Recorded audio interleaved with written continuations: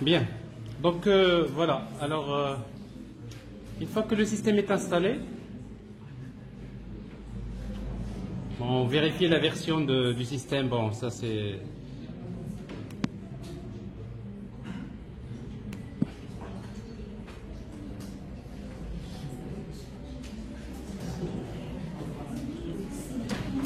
Alors 4/ETC.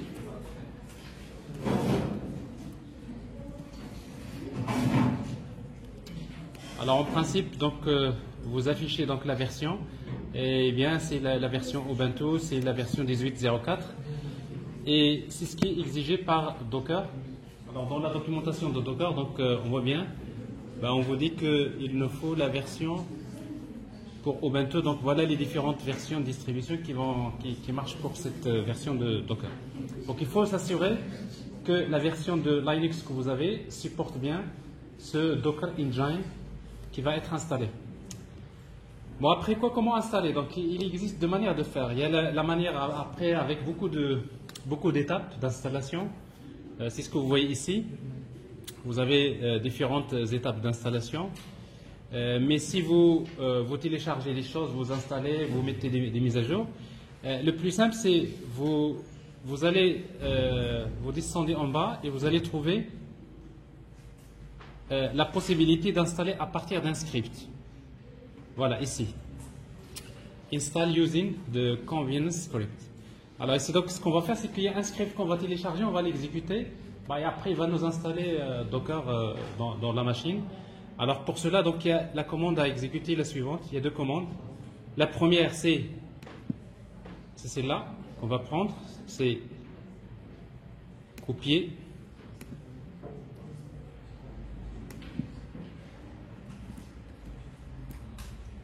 Et je vais la coller. Alors c'est URL, donc ça c'est pour télécharger. C'est une requête HTTP qui va télécharger donc à partir de cette adresse un script. Bon, la commande CURL n'existe pas, il fallait l'installer. Donc c'est sudo apt-get install.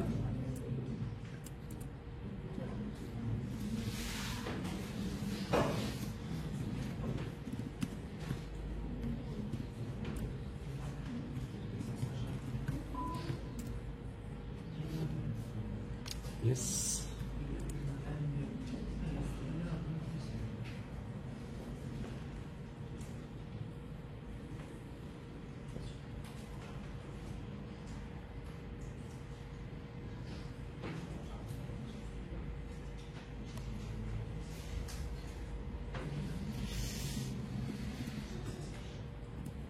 Alors une fois que c'est installé, donc je vais copier la commande et ça part. Alors le script il est installé. Si vous mettez ls, alors vous allez trouver ici donc il y a le script getdocker.sh donc qui est téléchargé. C'est très rapide. Et après ce script là on va l'exécuter. Vous savez, pour l'exécuter, alors qu'est-ce que vous faites? C'est la deuxième commande qui est affichée là. C'est sh directement avec sudo. Alors je suis toujours là. Donc sudo sh get sh. Alors, en fait, cette opération là, ce script là, il est très utile. Ça vous évite un petit peu de rester beaucoup dans beaucoup d'étapes d'installation, parce que là il va faire les mises à jour nécessaires, il va exécuter les commandes nécessaires pour pouvoir télécharger, installer Docker. Donc en principe, pas de surprise dans votre machine, vous pouvez l'installer simplement.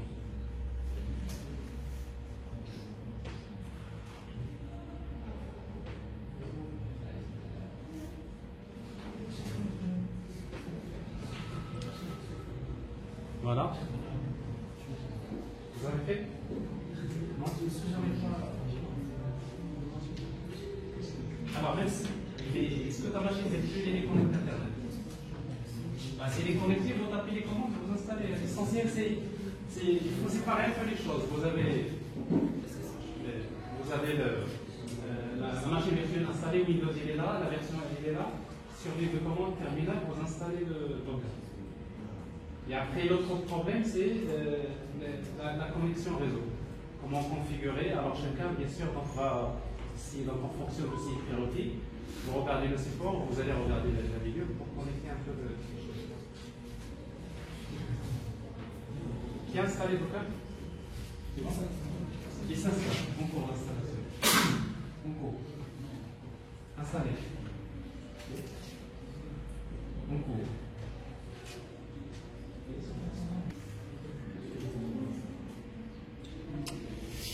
Ok.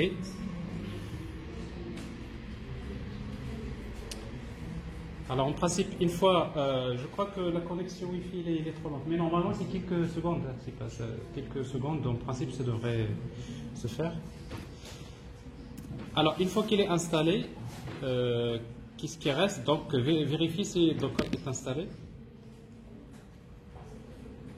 Alors donc dans votre support vous avez les commandes pour tout ça.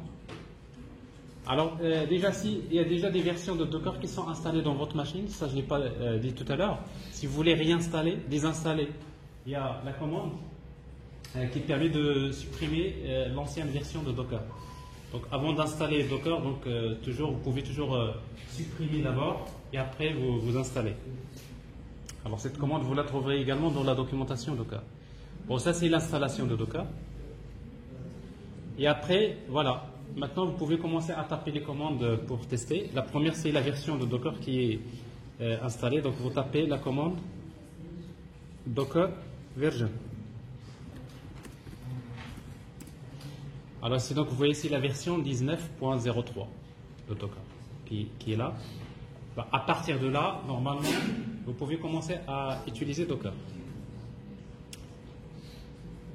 Alors, l'une des premières choses qu'on va faire, une fois c'est installé, c'est de télécharger quelques images Docker et de les démarrer et commencer à vous entraîner quelques commandes Docker pour Docker Run avec quelques options. Alors c'est ce que je vais faire. Donc pour cela, on va regarder ce qui se passe dans Docker Hub.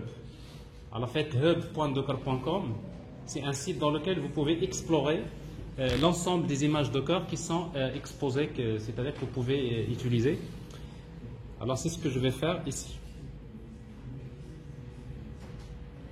Donc hub.docker.com. Alors ici donc on peut chercher en fait si vous naviguez ici donc vous allez trouver en principe tout dépend de ce que vous voulez. Par exemple vous trouverez ici de PostgreSQL, MySQL, HTTPD. Bon. Pratiquement, vous trouverez tous les outils que vous utilisez avec des images Docker. Par exemple, ça vous intéresse MySQL, vous MySQL, et après vous trouverez la commande qui permet de télécharger une image Docker. Par exemple, ici c'est Docker Pool MySQL. Ou bien, si vous voulez exécuter, vous utilisez directement Docker Run, le nom de l'image, mais après il y a des options. Alors après, parce que quand vous démarrez par exemple MySQL, vous avez besoin quand même de spécifier le nom du mot de passe de l'administrateur au démarrage, donc si vous voulez le configurer. Mais ici, on va choisir une image quelconque très simple, juste pour faire un test. Il y a une image qui s'appelle Will Say. Voilà. Alors Will Say, donc c'est juste une petite application qui permet d'afficher un message, tout simplement. Tout simplement, c'est une application. Alors, si vous voulez, pour pouvoir l'exécuter, donc il suffit d'utiliser. On peut faire d'abord Docker Pull. Alors, Pull, ça veut dire quoi? Télécharger l'image. Il est dans Docker Engine. Par la suite, Docker Run. Ici, Docker Run, qu'est-ce qu'il fait? Il vérifie si l'image existe dans le repository local de Docker, il va l'instancier et l'exécuter. S'il n'existe pas, il va faire un pull et après il va l'instancier et l'exécuter. Alors ici donc je vais utiliser donc Docker Run directement.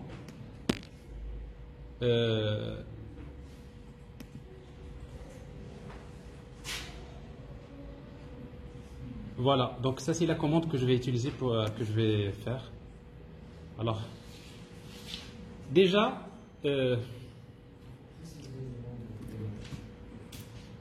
alors quand on exécute, alors donc là, ici donc c'est juste le message ici par exemple je vais mettre insert, ça c'est une application, je lui transmets juste le message comme ça.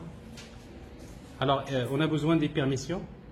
Alors la majorité des commandes, il faut les précéder par sudo.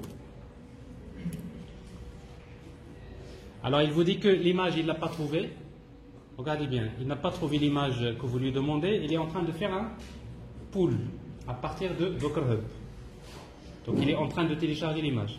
Et regardez combien de fichiers ici, pour cette image-là. 1, 2, 3, 4, 5, 6, 7, 8. Alors pourquoi 8? Parce qu'en fait dans le Dockerfile, en fait il y a on va dire, c'est-à-dire c'est une image qui se compose de 8 couches. Alors après on va revenir en détail sur ça, pourquoi Docker il utilise la notion de couche pour former l'image. Mais vous devrez dire que tout simplement, en tout cas, donc, il télécharge l'image Docker comme étant un fichier qui va être placé dans Docker Engine, c'est-à-dire dans le Docker host, c'est-à-dire votre machine. Ben, une fois qu'il est téléchargé, après il va l'exécuter. Mais quand c'est une application qui va afficher le message et il quitte, voilà ce qu'on va voir. Donc là, il l'exécute, vous voyez, donc il exécute ça, il vous affiche des messages comme ça, avec une image Docker, et ici vous voyez insert. Bon, c'est juste un premier test que vous allez faire. Alors, ça c'est le premier. Donc Docker Run, qu'est-ce qu'il fait? Donc il télécharge l'image, il va l'exécuter. Alors après, une fois qu'on fait ça, une fois que vous faites le premier test, pour ça c'est l'exemple, vous l'avez sur le support. Voilà, alors quelques commandes qu'il faut connaître quand même sur Docker. Bon, comme je disais, donc Docker Run, le nom de l'image, ça permet de faire un pull et d'exécuter l'image. Docker Run, mais avec l'option "-d". Vous savez qu'une application en principe, une application qui utilise un serveur avec un numéro de port, si vous voulez l'exécuter en arrière-plan, sous forme d'un démon, n'est-ce pas? Vous la lancez et donc il s'exécute en arrière-plan. Alors si vous voulez exécuter l'application en arrière-plan, donc vous utilisez l'option "-d". Alors là, c'est souvent utilisé parce que vous allez démarrer des applications en arrière-plan, en principe sous forme de démon si vous voulez. Oui.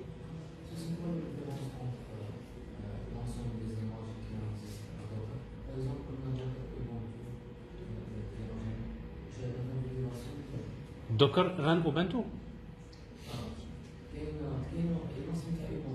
Oui, alors ça je vais revenir en détail. Donc ici, en général, quand vous mettez Docker Run, il faut spécifier une image. Parmi les images, j'y reviendrai, il y a une image qui s'appelle Ubuntu. Mais en fait, Ubuntu, si vous voulez, c'est l'image de base. Parce que toutes les images qu'on crée, généralement dans Docker, ils vont hériter, soi-disant, ils vont se baser sur une image de base. Il se trouve que l'image Ubuntu, en fait, c'est l'image de base parce que c'est cette image en fait qui va permettre au conteneur Docker d'utiliser le noyau Linux. Donc forcément, si tu veux, donc souvent quand on va créer un Dockerfile, la première commande qu'on spécifie généralement, c'est de spécifier quelle est l'image de base.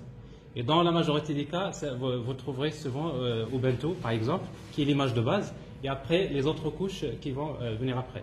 Donc ça veut dire que si vous voulez, chaque application que vous téléchargez avec Docker, bien sûr, finalement, la première couche, c'est toujours, il y a la couche Ubuntu. C'est une image.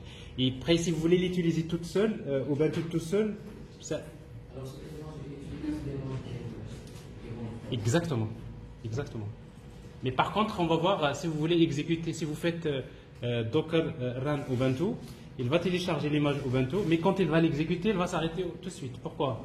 Parce que normalement, Docker, il n'est pas fait pour contenir un système d'exploitation. Il est fait pour contenir les applications, il n'est pas un OS. Mais plutôt l'image Ubuntu, comme je disais, il est créé, si vous voulez, c'est l'image de base. Parce qu'en fait, quand on va créer les images, on a toujours besoin de nous baser sur une autre image. Il y en a ceux qui vont se baser sur un serveur web. Par exemple, je veux me baser sur l'image Java. parce que c'est une application Java. Mais l'image Java elle-même, elle est basée sur Ubuntu. C'est comme ça, hein. Si vous voulez. Mais le détail, on y reviendra tout à l'heure. Alors, vous voyez donc Docker run-d, c'est pour exécuter un conteneur, donc en arrière-plan. La commande, quand vous exécutez une image, il y a les versions. Et pour spécifier les versions, on va utiliser run image tag la version. Alors, quand vous mettez l'image ce qui est après les 2 points, c'est en fait la version. Là, vous aurez besoin de spécifier les versions par la suite. Alors, par exemple, Docker run Redis 4.0, donc je demande bien d'exécuter un conteneur à partir de l'image qui s'appelle Redis, mais version 4.0. Alors, si vous voulez voir les conteneurs qui sont en cours d'exécution, on utilise la commande docker ps. Alors, c'est ce que je vais faire ici. Alors, si j'utilise docker, voilà, tout est mélangé. Docker ps. Bon, les permissions. Alors, qu'est-ce que vous voyez? Vous allez voir un tableau, il vous affiche donc le ID du conteneur. Chaque conteneur, il y a un ID, il y a le nom de l'image, et après, pour le moment, il n'y a aucun conteneur qui s'exécute. Pourquoi? Parce qu'on vient d'exécuter un conteneur, mais quand c'est une application, il s'exécute et après il quitte. Donc, c'est-à-dire, l'application n'est pas en cours d'exécution. Mais par contre, si vous voulez voir les images qui existent dans votre Docker host, on peut utiliser la commande Docker images.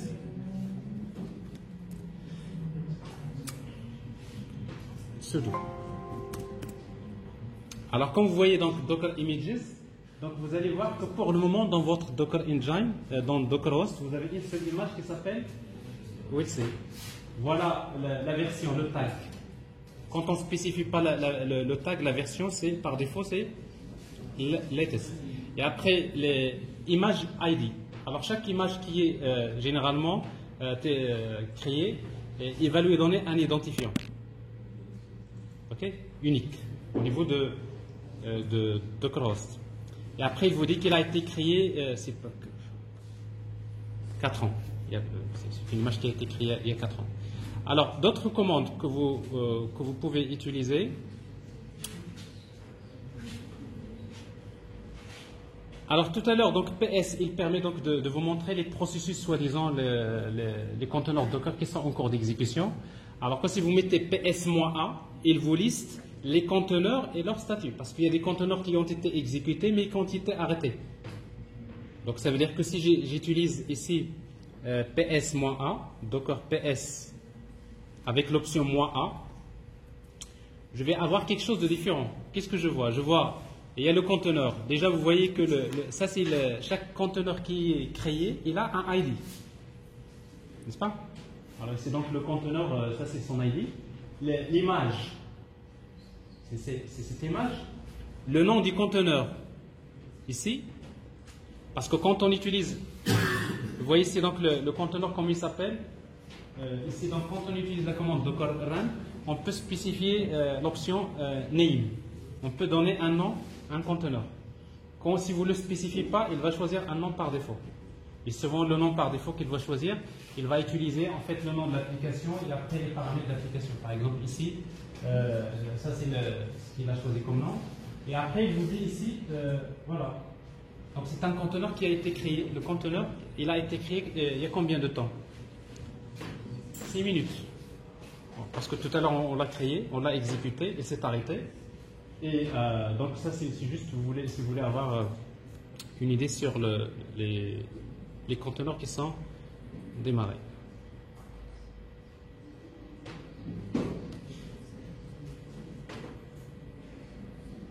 Alors, je dois quand même voir l'autre option, c'est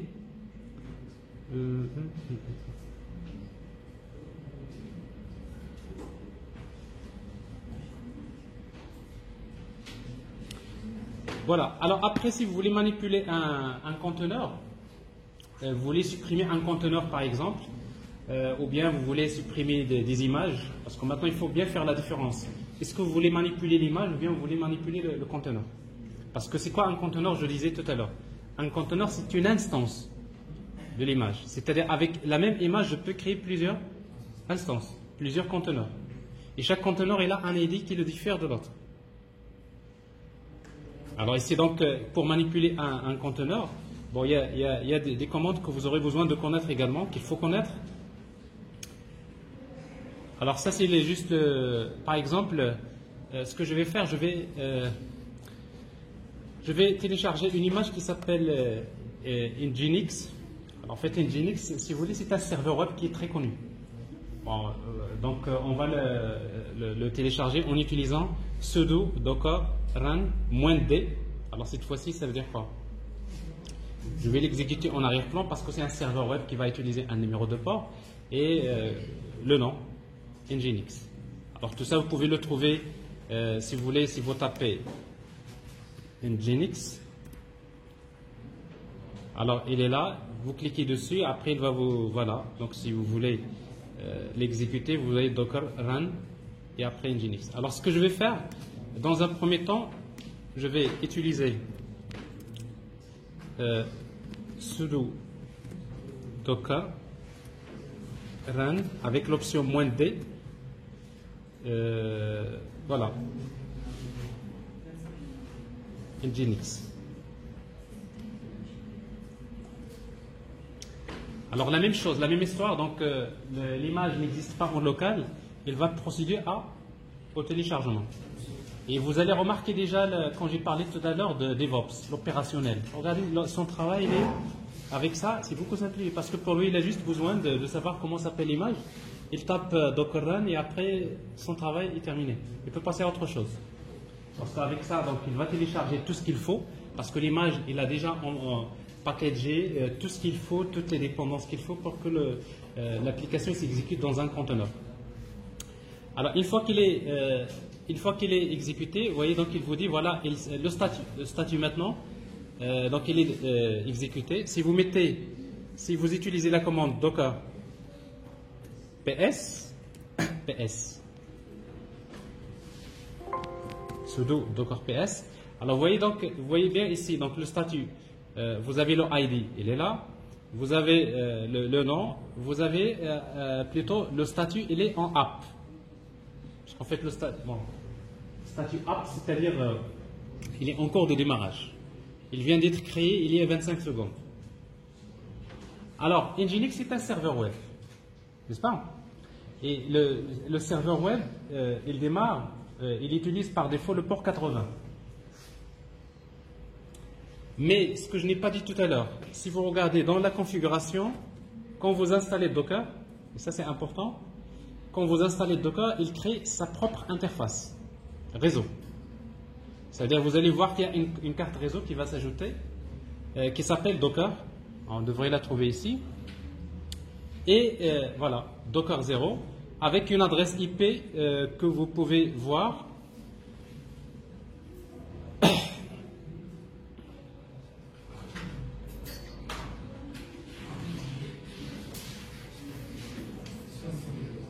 Voilà. Je ne la vois pas. C'est carte numéro.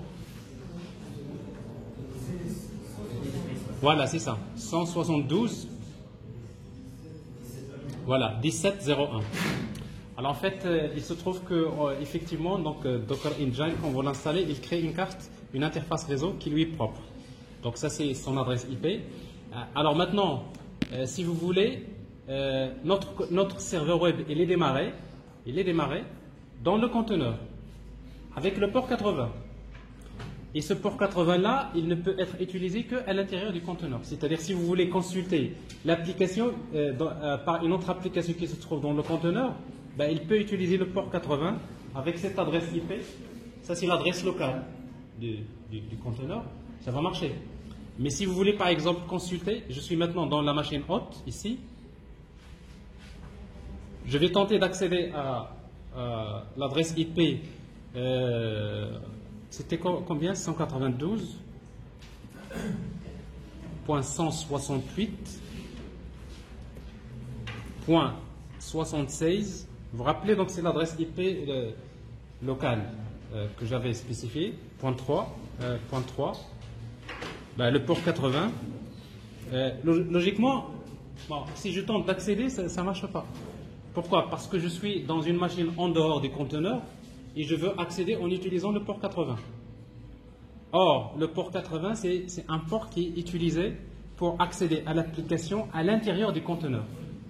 Mais si vous voulez accéder au serveur web en dehors du conteneur, il faudrait mapper les ports. Au moment du démarrage, on a besoin de mapper le port 80 avec un autre port qui est accessible de l'extérieur. Alors, c'est ce que je vais faire ici. Alors, pour cela, je vais d'abord démarrer, je vais arrêter ce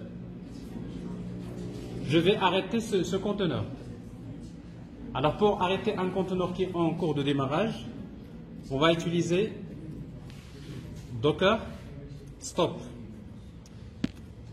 Et pour cela, il faut spécifier soit le nom du conteneur ou bien vous spécifiez uniquement les quatre premiers nombres, soi-disant, digits du ID. Par exemple, ici le ID c'est ça, au lieu de faire copier-coller, vous pouvez mettre ces 7E14. Ou tout simplement, vous spécifiez le ID au total. Donc là, il l'a arrêté. Alors si vous faites PS, vous voyez donc il est. Donc je viens de. Donc Docker run, ça permet de démarrer le conteneur.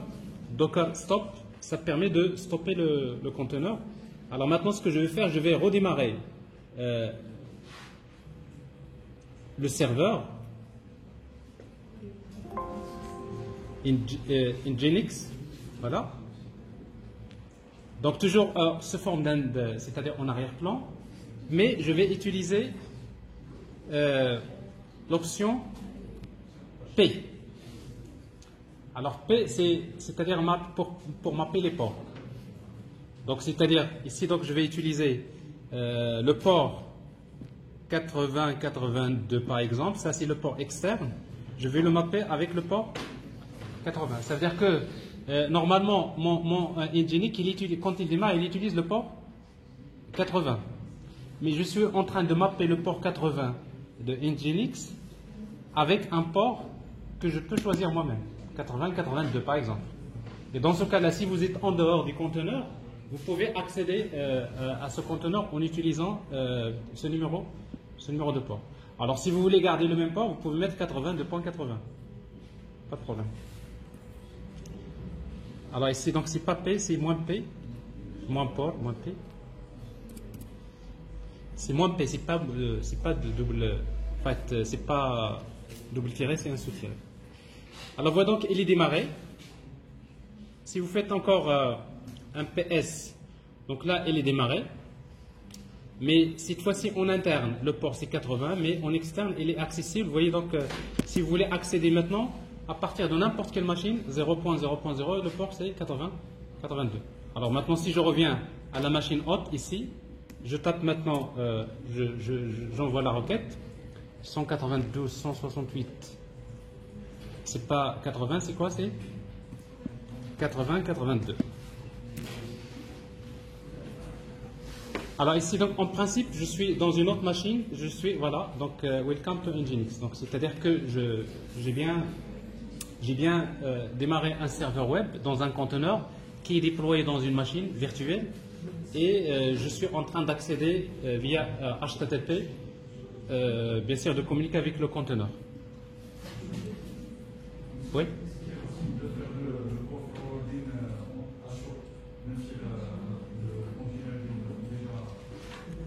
Est-ce que vous voulez mapper le port en cours d'exécution? Je crois qu'il y a une possibilité, mais je n'ai pas sincèrement, je n'ai pas la réponse tout de suite. Si vous cherchez, je vous donnerai la réponse tout à l'heure. Il faut que je vérifie quand même, parce que je sais très bien que pratiquement tout ce que vous faites avec ça, il faut le vérifier. Avec Docker, il y a beaucoup dans les dernières versions, vous pouvez pratiquement changer toutes les configurations à chaud. Vous n'avez pas besoin d'arrêter le conteneur et de le démarrer. Vous pouvez changer, d'ailleurs c'est fait dans ce sens-là. C'est-à-dire vous pouvez changer le port, mapper le port et vous pouvez même plus, c'est-à-dire le conteneur il est en cours de démarrage et vous l'avez mappé avec un port, vous le mappez avec un deuxième port, vous pouvez utiliser plutôt, vous pouvez faire cette opération-là. Mais si vous voulez tout à l'heure, je vais vérifier et je vous dirai. Okay.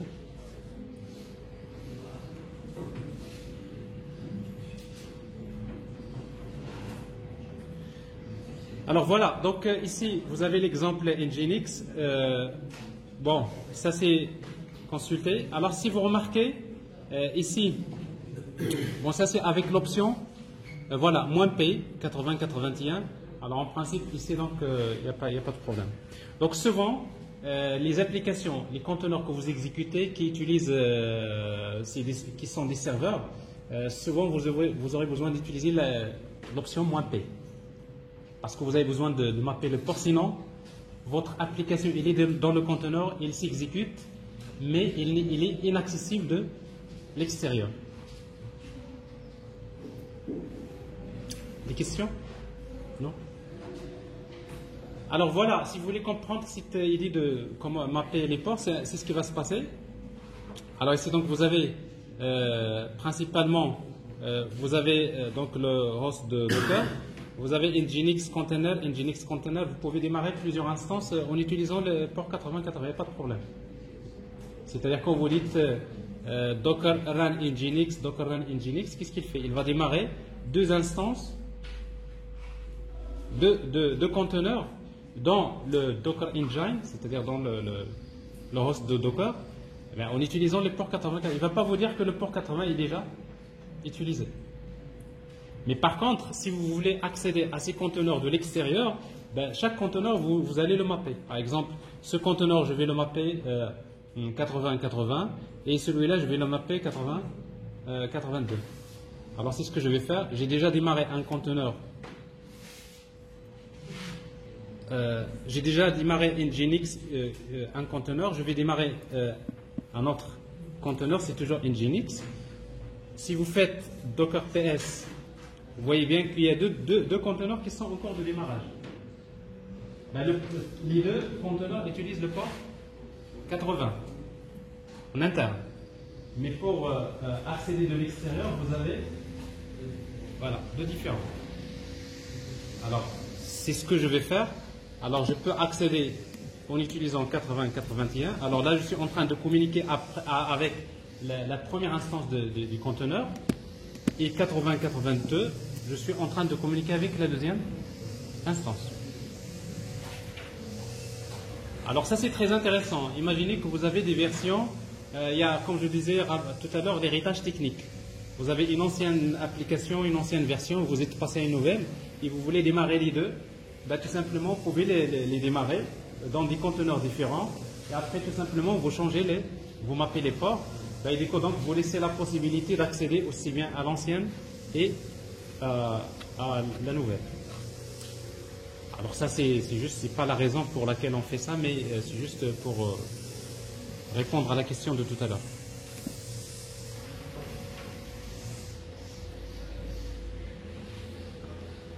Alors ça je l'ai déjà dit, donc Docker Stop c'est pour arrêter une application, plutôt le conteneur. Vous spécifiez soit container ID ou bien container name.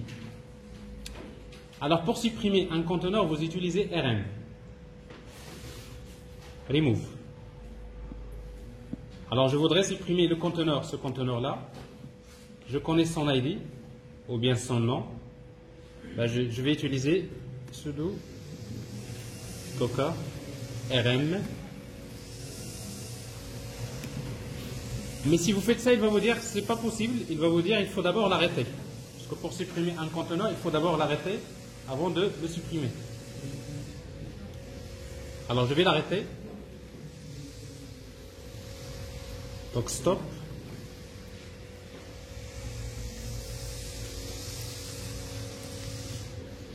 Bon, il est arrêté et après je peux le supprimer. Il est supprimé. PS, et on peut voir qu'il y a un seul maintenant conteneur qui est en cours de démarrage. Alors donc RM c'est pour supprimer un conteneur, mais avant de le supprimer il faut d'abord l'arrêter.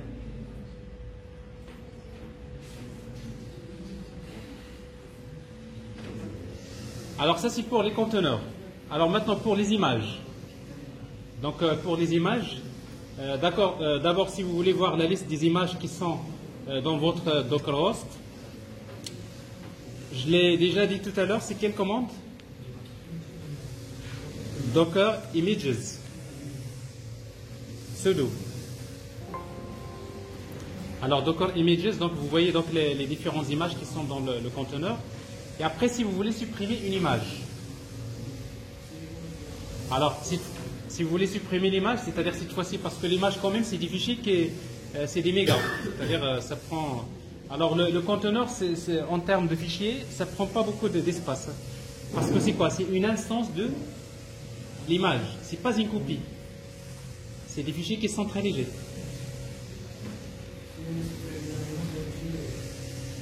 Alors, si vous supprimez l'image, d'ailleurs, s'il y a un conteneur qui est démarré, il va vous dire d'abord il faut arrêter le conteneur. C'est ce qu'on va essayer de faire. Alors, sudo, je voudrais supprimer par exemple cette image-là. Vous voyez donc, soit la même chose, soit image ID ou bien image name. Alors, je prends l'ID de l'image et je vais lui demander de la supprimer. C'est avec sudo docker. Alors, la commande, c'est RMI. En fait, remove, le I, c'est image. RM, c'est pour le conteneur et le I, c'est pour les images. Ici, donc, je spécifie l'image. Alors, qu'est-ce qu'il y a? Ouais. Sudo, docker.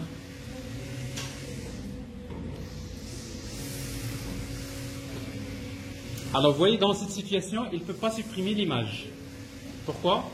Parce qu'il vous dit qu'il y a un conteneur qui est en cours d'exécution. Donc, il va falloir d'abord arrêter le conteneur. Alors, pour savoir les conteneurs, quelle est la commande qui permet de consulter les conteneurs qui sont en cours de démarrage? C'est docker ps. Il est là. Le conteneur. Je vais l'arrêter. La commande c'est stop. On l'a arrêté et après on va demander de supprimer l'image.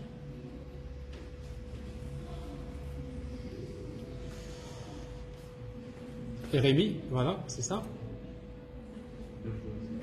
C'est pas la bonne. Oui.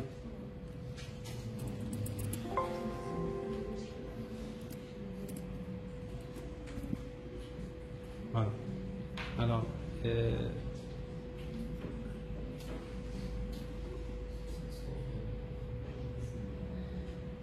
il faut supprimer le conteneur avant de supprimer l'image. Parce que là, il faut l'arrêter. Pour supprimer il faut l'arrêter, il faut le supprimer les images. C'est l'intégrité, c'est normal. Je ne peux pas avoir dans un Docker host un conteneur qui est instancié à partir d'une image qui n'existe pas. Donc, c'est assez logique.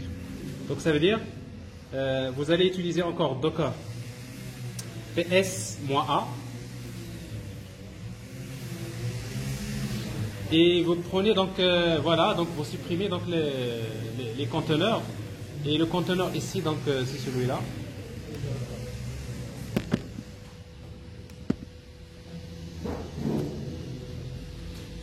Donc la commande c'est docker rm remove et le nom du conteneur ou bien le ID du conteneur. Il est supprimé.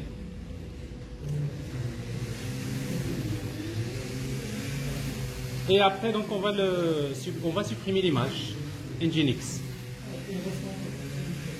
Non, il reste un. Ça, c'est will say. Ah.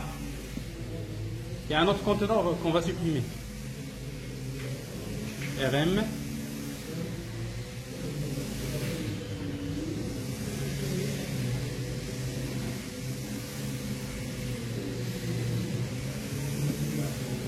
Alors, je supprime ces comptes. Ça, c'est Nginx, voilà. Copier.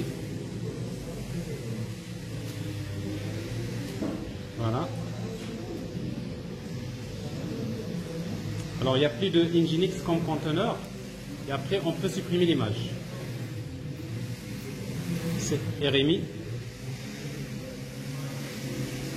Alors là, il vient de supprimer donc les fichiers de l'image.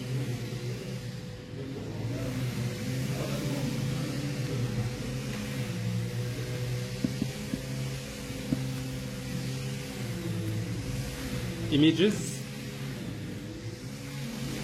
Alors vous voyez donc ici, donc il ne me reste que l'image will save. Alors la même chose, si vous voulez la supprimer, qu'est-ce qu'il faut faire? Il faut supprimer le conteneur, ainsi de suite.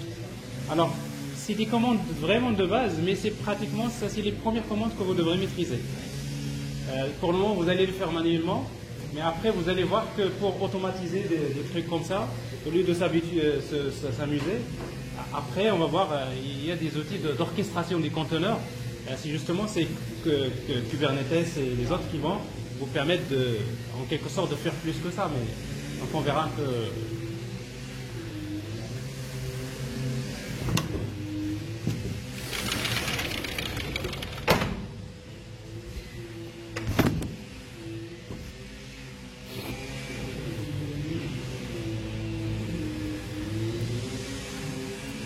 Bon, je répète, donc ici, en résumé, vous avez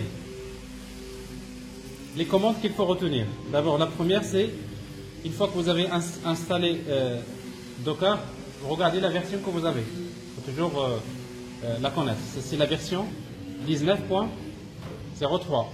Alors, il y a une évolution au niveau des versions. Il y a beaucoup de choses qui ont été améliorées, qui ont changé.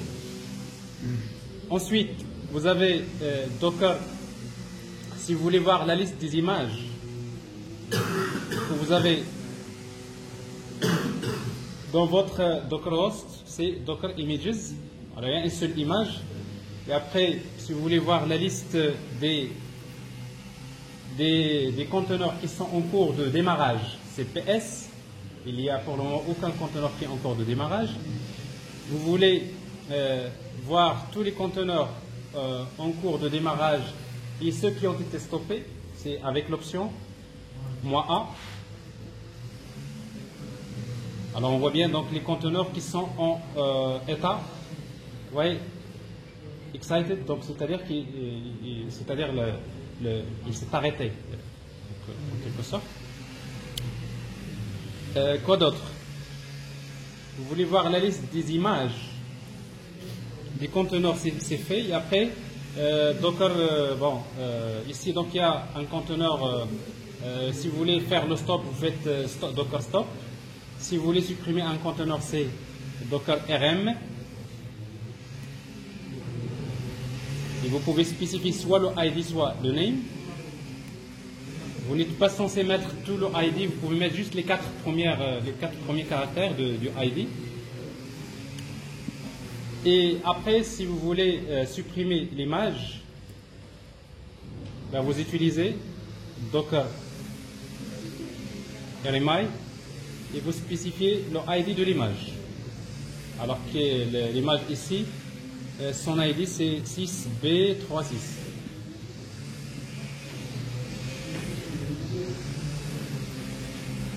Voilà, il a supprimé. Bon, à nouveau,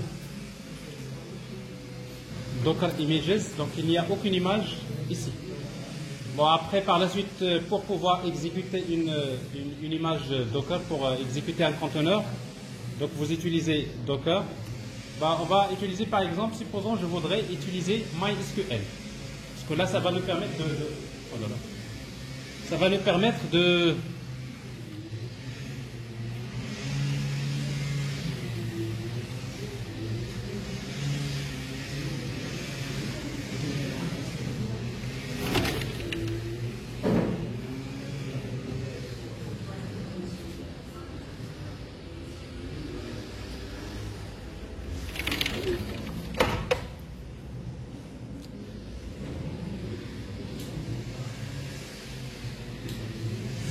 Alors, je crois qu'on a la suite ici.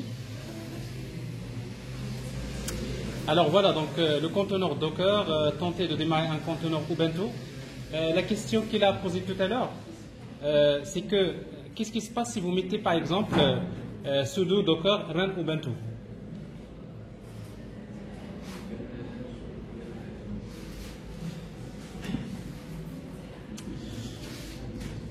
Docker run ubuntu.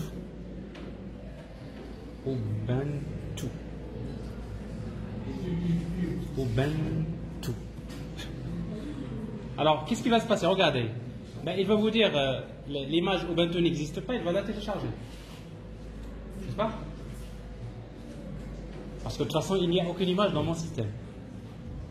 Et après, il va tenter d'exécuter Ubuntu. Mais quand il va l'exécuter, automatiquement, il va s'arrêter.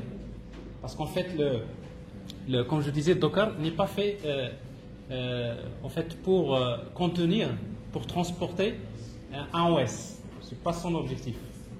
C'est pour envelopper des applications et non pas des OS. Mais par contre, cette image Docker, pourquoi elle est là? C'est la question qu'il a posée tout à l'heure. Alors, il est démarré. Et on peut regarder ici avec Docker PS. Vous voyez, il n'y a pas de conteneur qui est démarré. Mais si vous mettez PS-1, vous allez voir qu'il y a un conteneur qui a démarré, mais qui a été et s'est arrêté, n'est-ce pas? Donc, donc pourquoi? Tout simplement parce qu'en fait, en réalité, comme je disais, donc, les conteneurs Docker ne sont pas faits pour contenir, pour envelopper les OS. C'est pas ça, c'est pour envelopper les applications. Mais par contre,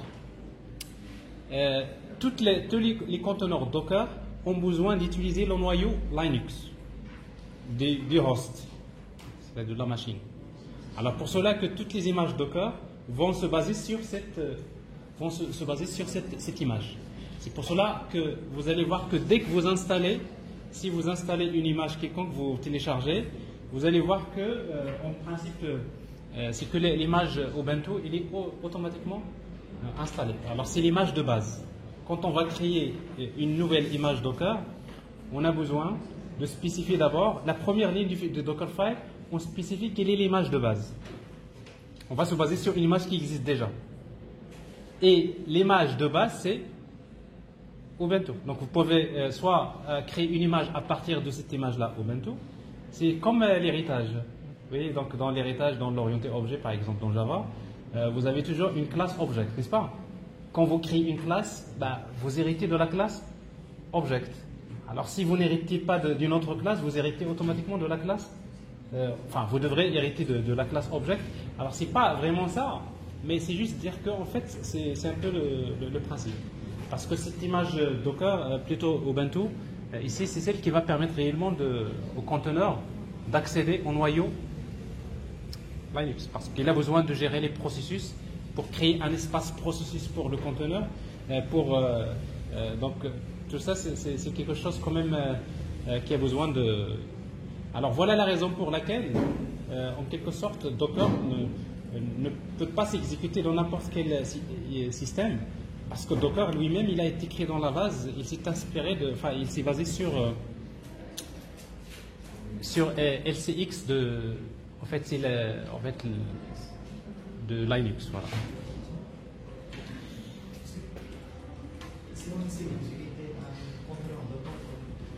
Alors, exécuter un conteneur Docker dans un conteneur Docker. Est-ce que vous pouvez... un conteneur Docker dans un conteneur Docker? Non. On ne fait pas pour ça. Je ne vois pas comment tu peux le faire. Tu veux exécuter un conteneur Docker dans un conteneur Docker. C'est en principe, Docker, il est fait pour contenir des applications.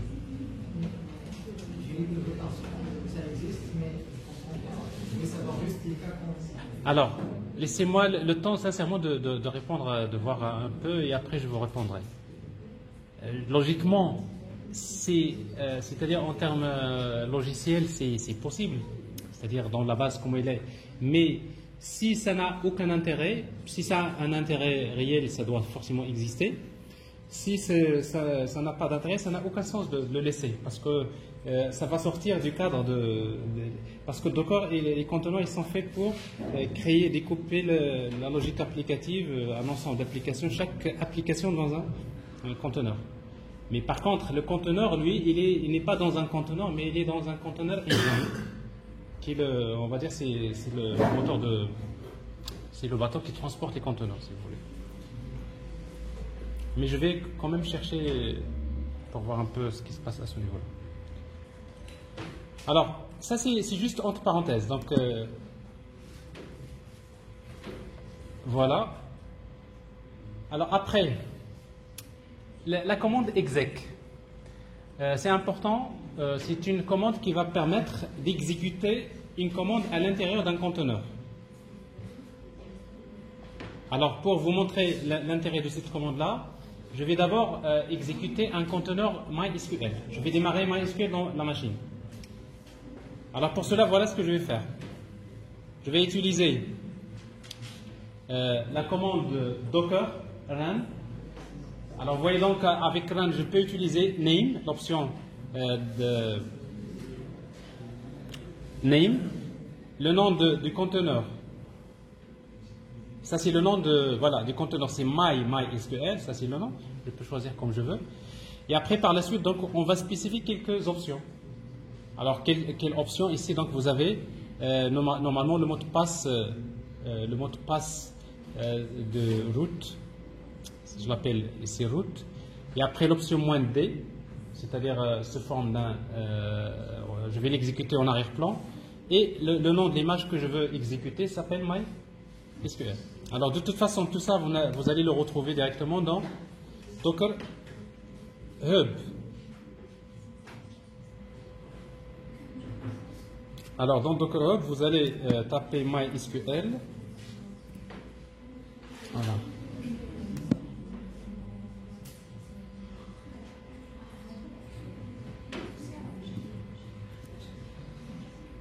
Hub.docker. Alors, je vais chercher l'image MySQL. Je la trouve, je clique et je peux voir ici comment démarrer MySQL. Et là, vous trouverez cette commande-là que vous avez ici.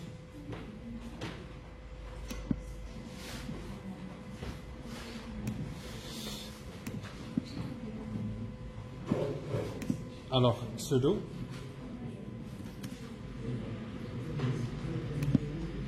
Et là, pour tag, je ne vais pas mettre.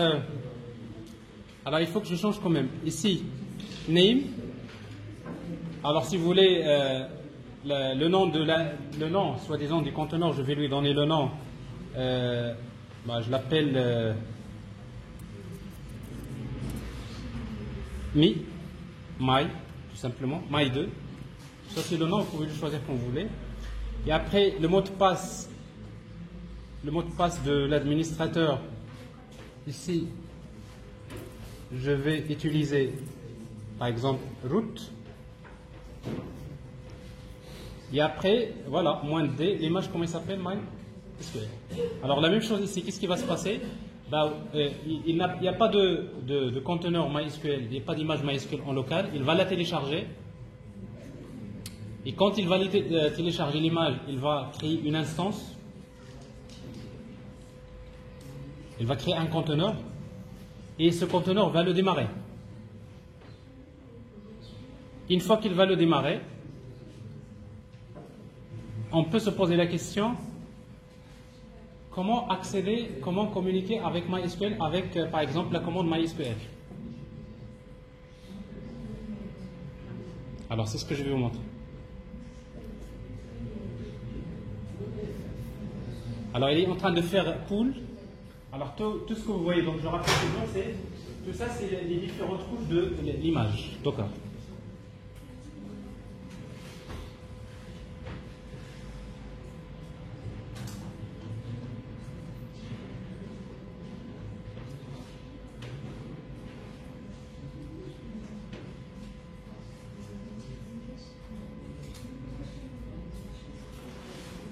Alors voilà, il a démarré. MySQL est démarré, donc on va utiliser sudo docker ps. Vous voyez bien qu'il y a un conteneur qui est démarré. Il est en status app. Il est démarré. Maintenant, ce que je veux, Vous savez que quand vous installez MySQL, dans MySQL, il y a une application qui s'appelle MySQL. Le client MySQL qui permet d'exécuter directement les commandes SQL pour communiquer avec votre serveur. On veut exécuter cette application. Je voudrais rentrer à l'intérieur du conteneur MySQL et d'exécuter la commande MySQL. Alors, qu'est-ce qu'on va faire dans ce cas-là? C'est exec.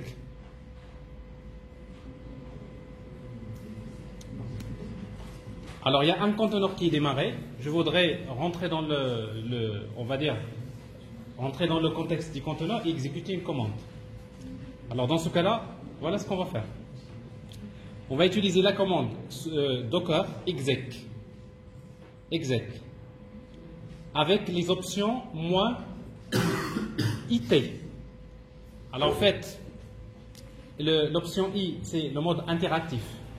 Vous savez, ça veut dire que vous exécutez le conteneur, mais vous lui donnez la possibilité de rentrer en interactif avec l'utilisateur parce que l'utilisateur a besoin de taper des commandes. Ça, c'est le mode interactif. Et IT, ça veut dire terminal.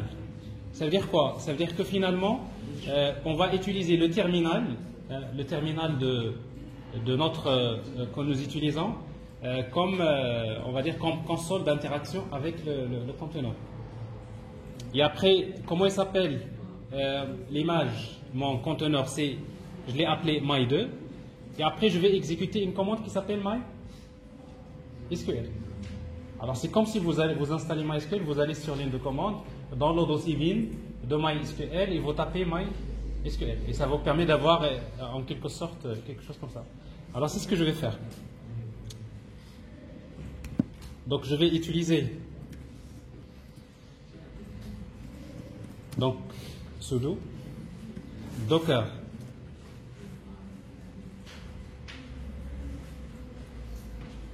quelle commande que je vais utiliser? Exec. Alors exec avec l'option IT. Alors à chaque fois, si vous voulez exécuter un conteneur mais en mode interactif avec ligne de commande, c'est-à-dire vous utilisez cette console-là pour interagir avec le conteneur, c'est comme si vous êtes en train de rattacher la console à un conteneur, la console actuelle. Après, si vous ne faites pas ça, qu'est-ce qui se passe? Parce que quand vous mettez -D, il démarre. Mais les messages, vous ne pouvez pas les voir. Mais si vous voulez voir les messages on va dire, de l'application qui s'exécute dans le conteneur, généralement, vous utilisez l'option -IT. C'est-à-dire que vous êtes en train de rattacher le terminal au conteneur. Et du coup, donc, les messages, vous pouvez les voir directement sur cette console. Alors, c'est ce que je vais voir ici. Donc, voilà. Alors, comment il s'appelle l'image que j'ai faite? Je l'ai appelée My2. Ça, c'est en fait le conteneur que j'ai créé. Et après, je vais utiliser voilà. Donc, quelle est la commande que je vais exécuter? C'est MySQL. Alors, c'est quoi MySQL? C'est le client MySQL. Parce que dans MySQL, il y a MySQLD, le daemon, c'est le serveur de base de données. Il y a le MySQL, c'est le client MySQL. Mais je voudrais l'exécuter, mais il se trouve où? Il se trouve à l'intérieur du conteneur. Donc, je suis en train d'exécuter une commande qui s'appelle MySQL à l'intérieur d'un conteneur qui s'appelle My2. Et après, je vais lui demander de demander le mot de passe. Password. Alors, si vous faites ça, vous voyez donc, il a déjà exécuté, il vous demande le mot de passe. Pour moi, quand j'ai démarré MySQL, j'ai spécifié le mot de passe root. Alors maintenant, je vais me connecter à MySQL. Je me suis connecté au serveur MySQL.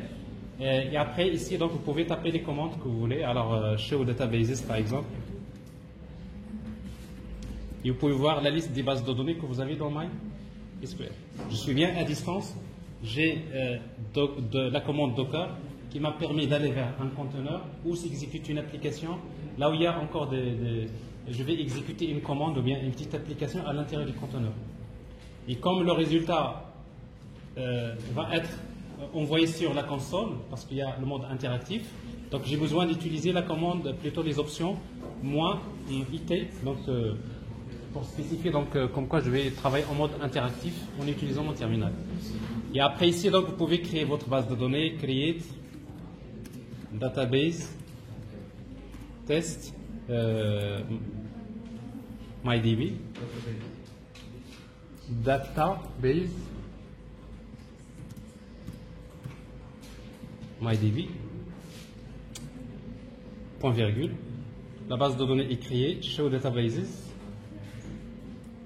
Oui, donc la base de données est créée. Sélectionner une base de données, c'est use MyDB. Je veux créer une table, c'est create table. Alors qu'est-ce que je fais, etc. C'est pas l'objectif. Le nom de la table, etc., les paramètres, select, étoile, etc. Donc vous exécutez les requêtes SQL, etc.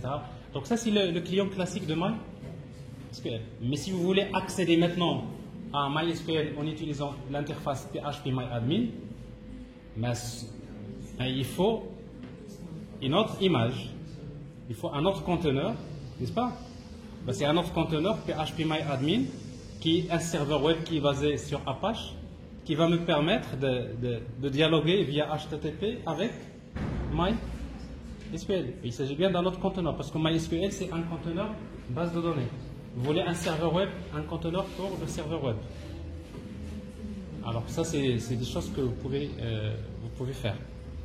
Oui?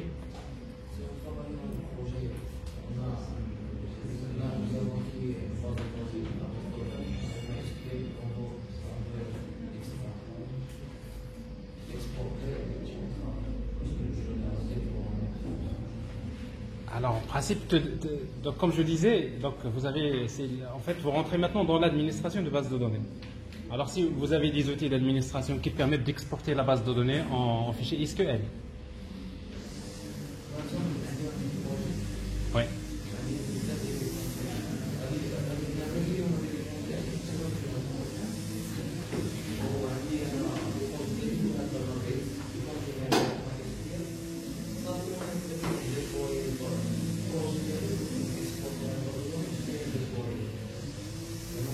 Oui.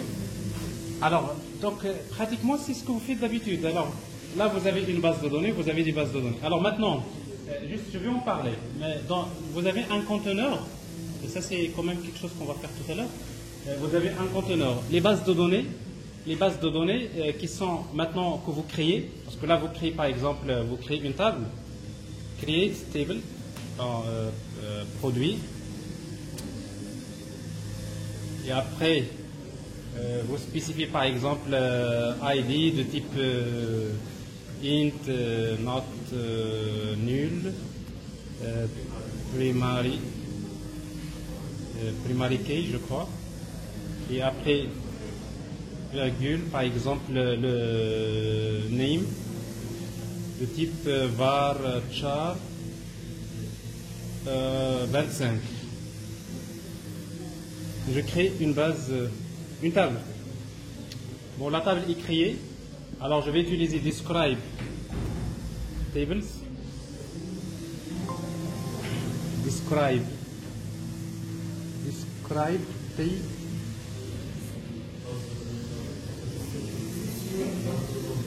Ah, non, je suis sûr. Normalement, si je suis dans use my db, et après je fais describe tables, ça devrait marcher.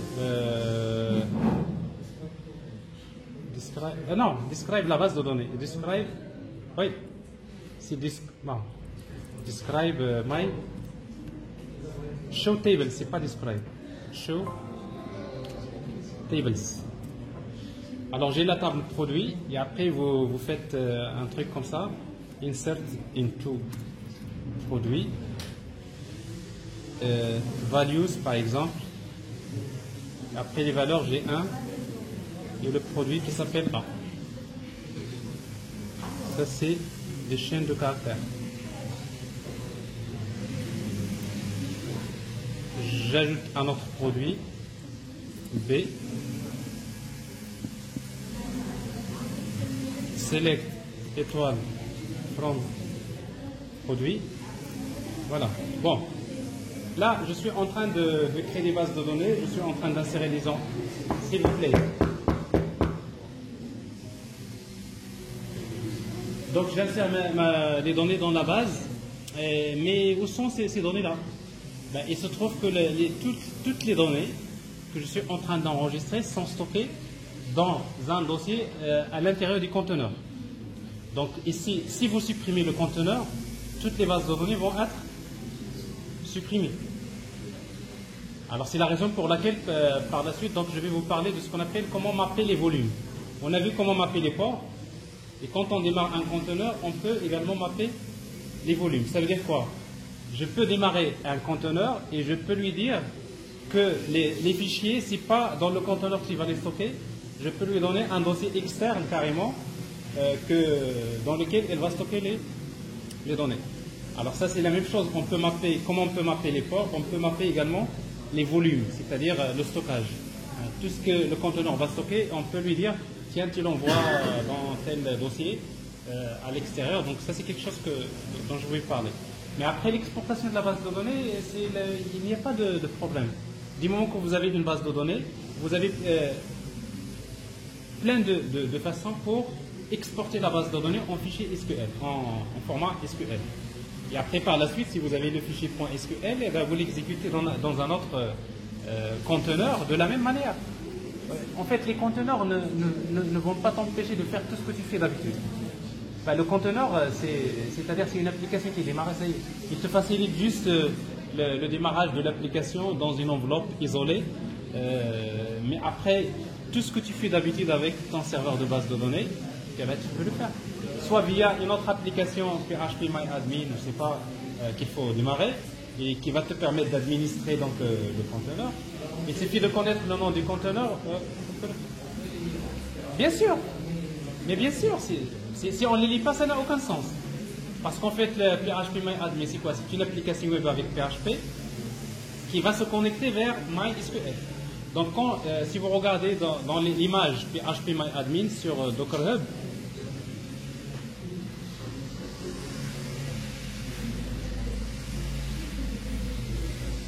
ici,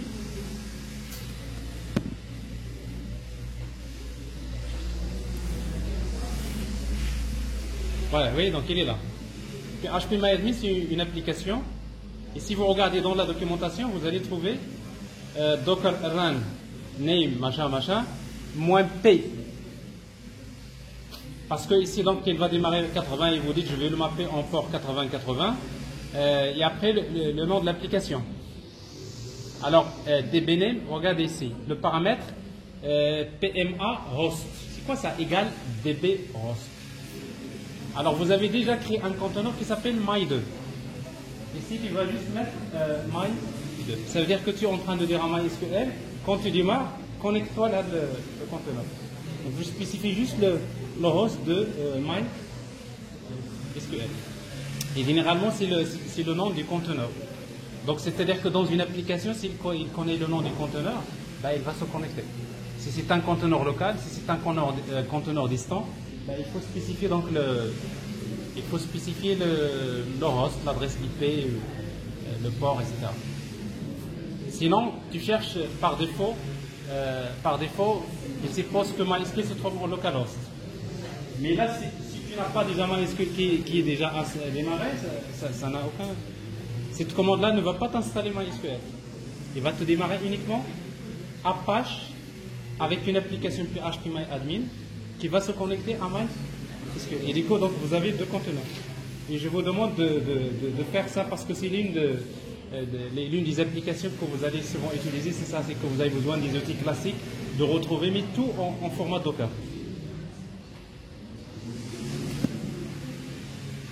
Alors ici, donc, je vais quitter. Exit. Voilà.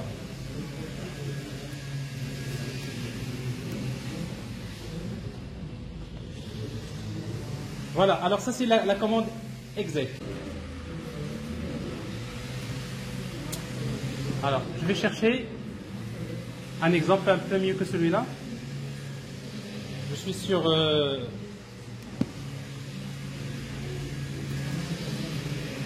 Appin.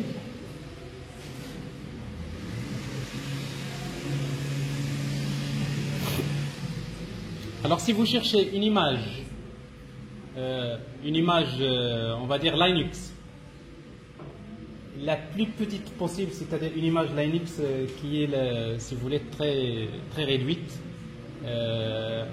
avec 5 mégabytes, tout simplement. Il y a une image qui s'appelle Alpine. Donc Alpine, donc c'est quoi? Quand vous utilisez cette commande, plutôt cette image Alpine, ben, vous pouvez la démarrer pour lui demander d'exécuter par exemple des commandes shell. Ben, je démarre et je lui dis tu exécutes la commande ping ou je sais pas, des trucs comme ça. Donc avec Alpine, vous pouvez démarrer une image dans un conteneur, mais cette image-là, vous lui donnez une mission. Et c'est quoi la mission? Vous pouvez lui dire d'exécuter un script ou là d'exécuter une commande, etc. Alors je vais utiliser ça, cet exemple-là. Je vais exécuter ça. Bon, il n'y a pas d'option. Alors, déjà, si j'utilise -it, il faut juste vous regarder. It, qu'est-ce qui va se passer? C'est que cette image, vous voyez donc ce qui va se passer. Donc, j'exécute bien un j'exécute, s'il vous plaît. S'il vous plaît. Juste, on est pour la dernière partie, donc et après, bon, il y a un travail qui vous attend encore et qu'il faut faire. Alors, quand je fais la même chose, mais avec IT, qu'est-ce qui se passe? Donc, je vois bien ici qu'elle est en train de faire un ping parce que je lui ai rattaché c'est-à-dire je suis en mode interactif. CTRL C. Alors, quand je fais ça, plutôt run ping sans IT. Alors, je ne suis pas en mode interactif.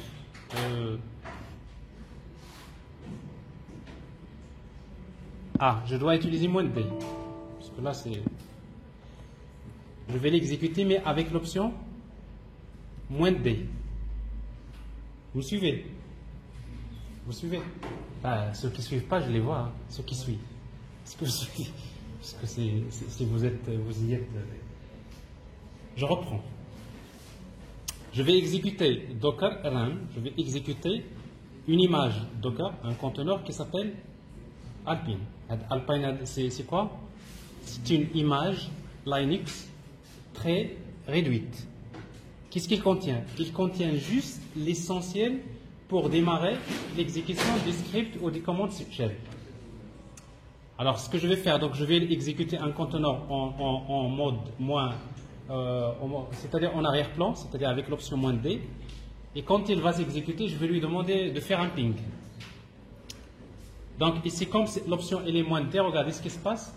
Donc la commande s'exécute. Alors pour voir, est-ce que ce conteneur est en cours d'exécution? Qu'est-ce que vous allez faire? Sudo docker ps. Vous voyez bien, il est là. C'est Alpine. Je voyais bien, il est en app. C'est encore d'exécution, mais je ne vois pas de message. Pourquoi? Parce que je n'ai pas utilisé l'option -it. Il n'est pas en mode interactif. Maintenant, à un moment donné, vous dites, parce que vous n'avez pas vous avez une seule console, mais vous voulez brancher votre console vers un conteneur. Alors, qu'est-ce que vous allez faire? Vous allez faire, sudo docker attach.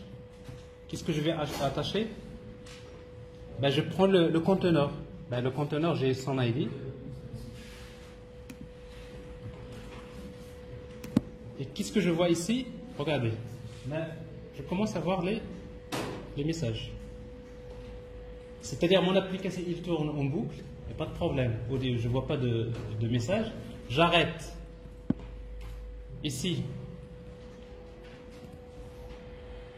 Est-ce que parce que j'ai utilisé CTRL, quand vous utilisez attache, n'est-ce pas? Attache. Et après, quand vous mettez CTRL C, qu'est-ce que vous avez fait?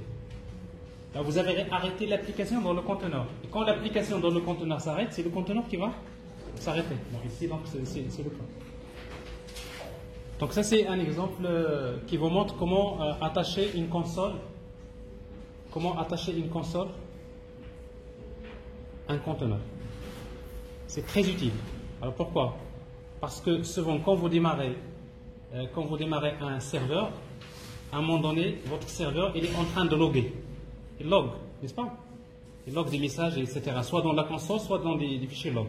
Quand il log dans la console, à un moment donné, quand vous l'avez démarré en mode D, en arrière-plan, ça veut dire que en fait, l'utilisateur il ne peut pas savoir ce qui se passe. S'il y a un message d'erreur, s'il y a quelque chose. Alors, si vous voulez voir qu'est-ce qui se passe, les messages qui sont affichés en cours d'exécution, Ben, tout simplement, vous pouvez lui attacher ça. Donc voilà le rôle de la commande attach. Alors, bon, je crois qu'on va s'arrêter à ce niveau-là. Mais après, bon, il y a la suite. Donc, je crois qu'il y a comment mapper les volumes. C'est ce que je viens de dire tout à l'heure. Alors, quand vous démarrez un conteneur, par exemple MySQL, par défaut, tous les fichiers qu'il stocke, il va les stocker dans le fichier var lib MySQL. Ça, c'est en quelque sorte, MySQL, il est configuré comme ça. Ces données, et du coup, donc, c'est-à-dire toutes les données, ils sont dans le conteneur, ils appartiennent au conteneur. Donc, ce qui fait que si vous supprimez un conteneur, toutes les données de vos bases de données vont être supprimées. Alors, c'est la raison pour laquelle parfois, quand on démarre des applications, parfois, on a besoin de mapper les volumes, de lui dire, je démarre MySQL, mais tiens, toutes les données, tous les fichiers que tu vas créer, ce n'est pas la peine de les stocker dans ton volume par défaut, mais tu vas me les stocker par exemple dans opt data-dir. Et du coup, donc, j'ai carrément un dossier à l'extérieur. Ça peut être un système de fichiers HDFS par exemple, quand il s'agit du gros volume. Donc ça veut dire que vous envoyez les fichiers quelque part qui vont être stockés dans un système de fichiers distribués, etc. C'est très utile pour les applications qui génèrent beaucoup de données. Alors la commande, en fait, c'est ça. C'est tout simplement l'option "-v". Bon, ça, c'est des choses on aura l'occasion de voir. Après, si vous voulez inspecter un conteneur, vous voulez avoir les détails. Parce qu'avec PS, qu'est-ce que vous voyez? Vous voyez un petit tableau qui vous donne les informations sur les conteneurs. Mais si vous voulez voir un fichier JSON qui vous montre le détail de votre conteneur, qu'est-ce qu'il contient en détail, donc vous utilisez la commande inspect et vous spécifiez le ID du conteneur.